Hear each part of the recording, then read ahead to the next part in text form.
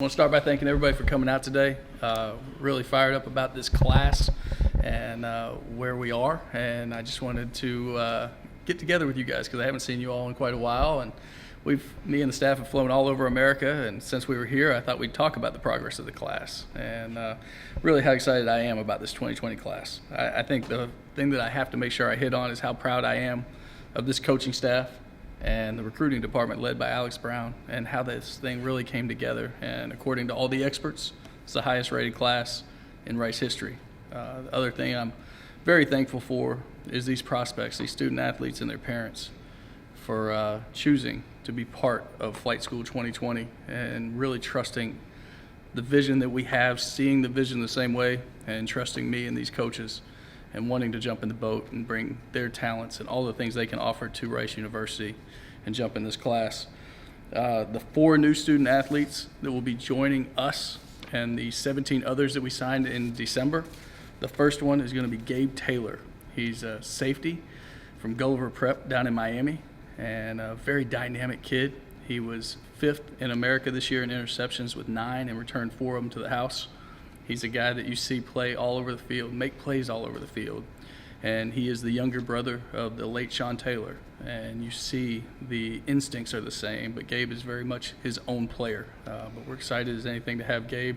Great basketball player as well, had a quadruple double about 3 weeks ago. So great athlete that we're going to be excited to welcome to campus in June. The next one is a cornerback, Lamont Narcisse from Calabasas High School in California. He's a true cover corner, has the ability to play man. We were able to beat Washington State on him. He visited Washington State the previous week before he came out to see us last weekend. And legit speed. Ran a 10.75 in winning the 100-meter dash in a CIF meet last year. So real speed, great man coverage skills. Excited to add Lamont to the group.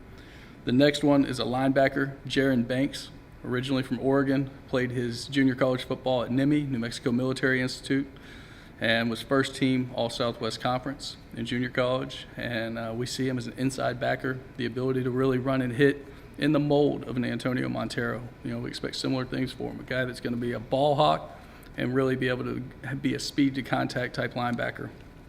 And the last one that will join us today is a kicker who I had the opportunity to get to know when I was at Stanford, and Colin Riccatelli. And he's been the backup kicker there for 4 years and done a great job. He got a chance to enter a couple games and kick in the Pac-12, but we think he is a great addition to our program. He's somebody we've targeted since last October when he entered the portal, and we're fired up because it looks like he's going to have 2 years remaining of eligibility because the medical hardship should come through.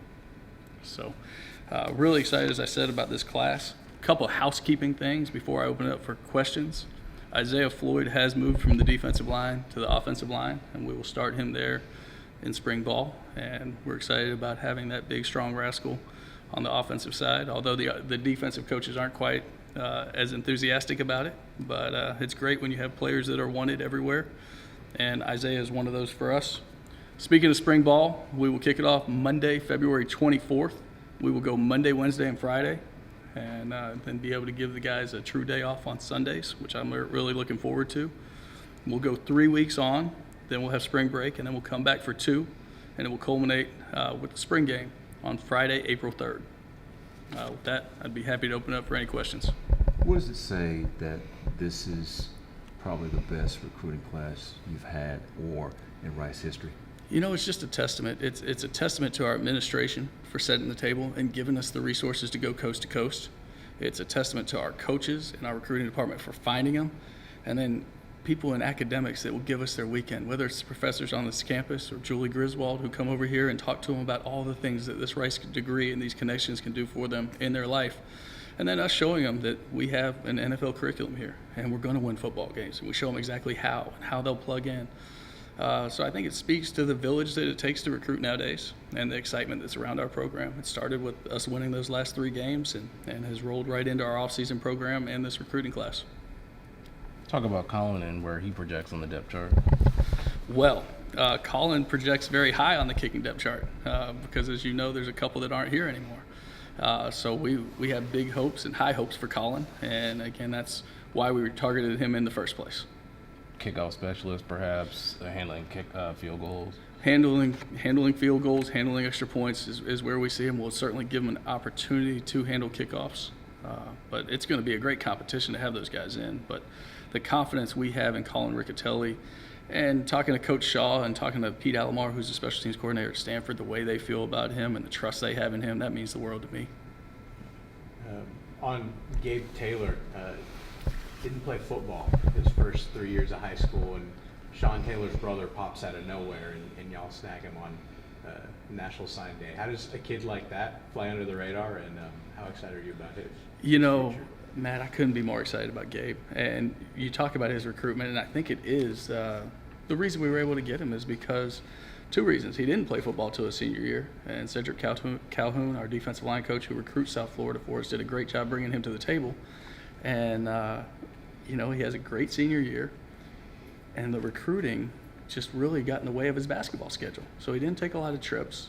And the last 10 days of this recruiting cycle went pretty crazy. Like, I remember showing up at a basketball game probably 15 days ago, maybe 10 days ago, and it was Duquesne University, Coastal Carolina. We walk in, then the next day Vanderbilt's there, and then I heard App State offered the next week. So I'm glad signing day was today and not next Wednesday, because it could have been exciting, the people that found him.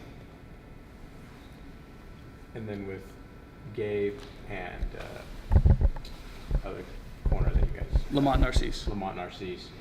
those two, you've pulled in now 2 of the top 10 players to ever sign at Rice in your past, counting last season, 4 of the top 12.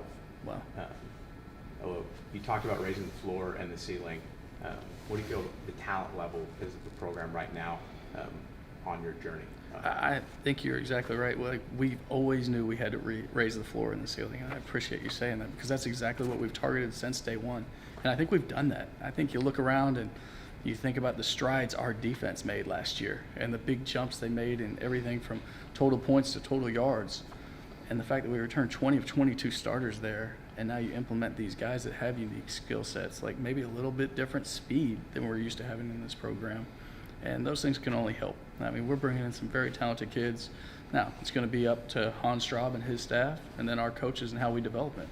And isn't that what it's all about? Like, when you're building a program, it's identification of talent, acquisition of talent, development of talent, and then implementation of talent. And again, you know how much I love these coaches, so I'm fired up to get these kids in this building and get going with them. Number one, we didn't go into this with 25 scholarships open. We never had an intent to sign 25.